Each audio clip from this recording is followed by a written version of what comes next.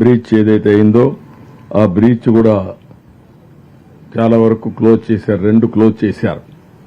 ఉదయం నుంచి మా మంత్రి అయితే అక్కడే ఉన్నాడు, రామానాయుడు అయితే అక్కడే ఉన్నాడు, ఉండి చాలా గట్టిగా పనిచేస్తున్నాడు. పనిచేసి చాలా వరకు కంప్లీట్ చేశాడు.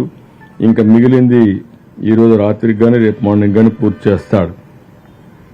దానిపైన ఇప్పుడు కొంతమంది రూమర్స్ కూడా పెడుతున్నారు, ఏదో ఎక్కువ నీళ్లు వస్తున్నాయని.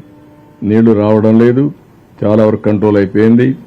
ఏదైతే నిన్నొచ్చిన నీళ్లే ఉన్నాయి. ఇంకొక పక్కన రేపు కానీ అది క్లోజ్ అయితే ఒక 10-15 వేల క్యూసెక్స్ ఆఫ్ వాటర్ నీరుకి వెళ్ళిపోయే అవకాశం వస్తుంది. పెద్ద ప్రమాదం లేదు. అది కాకుండా ఎప్పుడైనా సరే అనివార్య పరిస్థితుల్లో ఇంకా ఎక్కువ వాటర్ వస్తే ఏం చేయాలని ఇప్పటి నుంచి ఆలోచిస్తున్నాం. దానికి కూడా అవసరమైతే కొల్లేరు పోవడానికి ఏం చేయాలో అవి కూడా ఆలోచిస్తాం. టోటల్గా స్కోప్ అది వరకు ఇవన్నీ చేస్తున్నాం.